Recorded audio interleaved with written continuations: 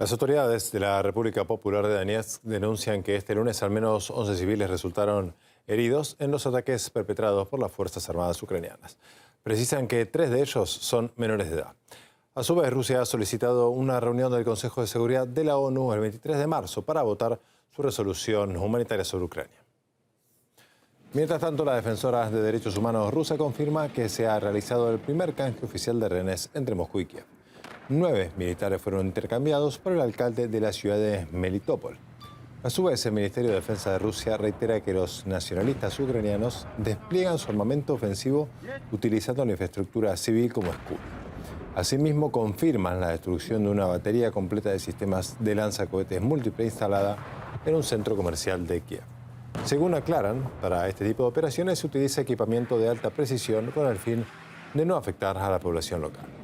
Mauricio Ampuero nos amplía. En evidencia quedan las contradicciones por parte de los medios de comunicación de Ucrania y los propios habitantes de Kiev en torno a los ataques que sufre su propia población, su propia ciudad. Y es que desde Ucrania, los propios medios se apuraron en publicar que Rusia había realizado un ataque en contra de un centro comercial y sin embargo, se daban a conocer una serie de videos en las redes sociales donde se evidenciaba que la situación era contraria a lo que se había publicado desde los medios de comunicación. Así, posteriormente, también desde el Ministerio de Defensa de Rusia se informaba que se había destruido un sistema lanzacohetes y municiones que se habían guardado en ese centro comercial. Por lo tanto, dejaba de ser una infraestructura civil, sino que tenía objetivos militares y que lo habían confirmado a través de distintos videos e información que se había recopilado en torno a ese lugar, que en definitiva se confirma con los propios vecinos de ese centro comercial y queda en evidencia esta nueva contradicción. Contradicciones que también se dan en la esfera humanitaria, y es que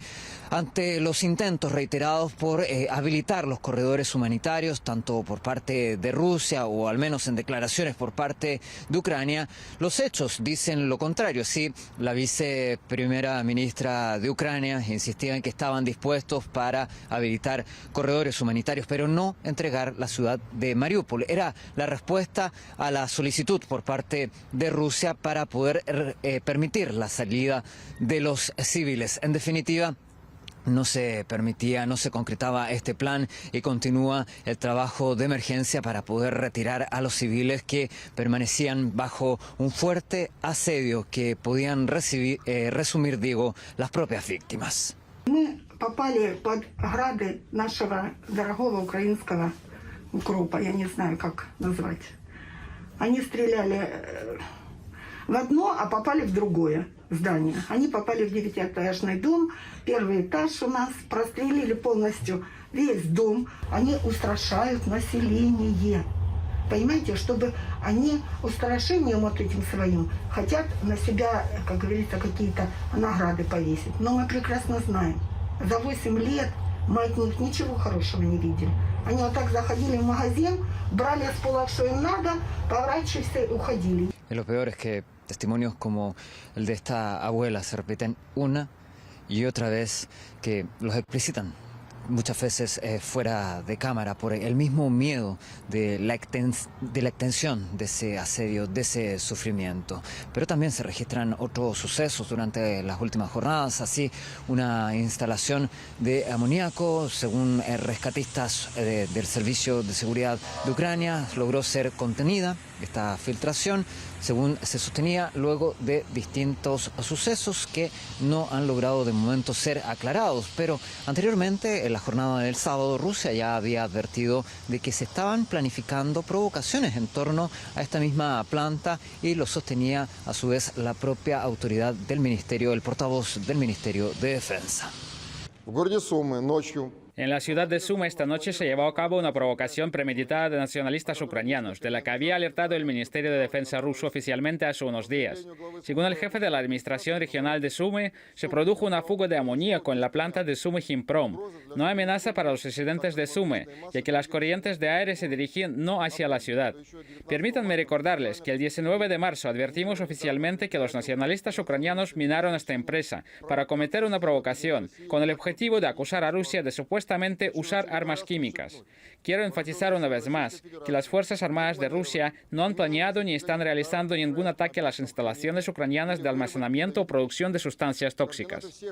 Más allá de detenerse en ese tipo de provocaciones, Rusia insiste una vez más en invitar a las organizaciones internacionales a hacerse parte de esta crisis que se sufre en este lugar, y por eso es que llama a la ONU, a la Cruz Roja y a otras organizaciones a colaborar, a supervisar, a vigilar la implementación de los corredores humanitarios, también la violación de los derechos humanos. Por eso es que insiste en que va a investigar también Rusia por su propia cuenta la violación no solo a la ley ucraniana, sino al Tratado de Ginebra, al derecho internacional, y llevarlo a los organismos mundiales.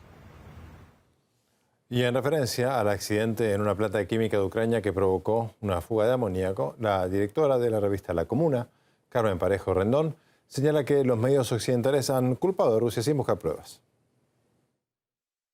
Es una estrategia que hemos visto otras veces.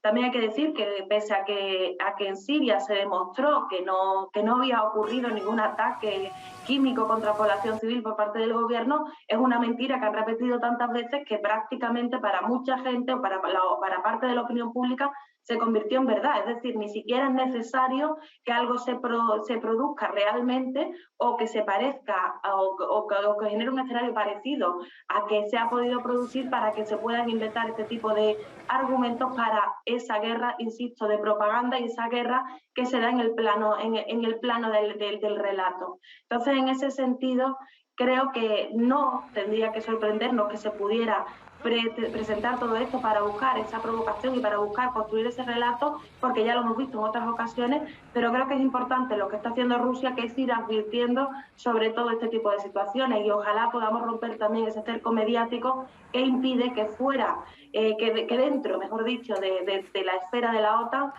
se esté contando la verdad sobre lo que ocurre en Ucrania, porque verdaderamente la verdad está muriendo en el campo de la propaganda.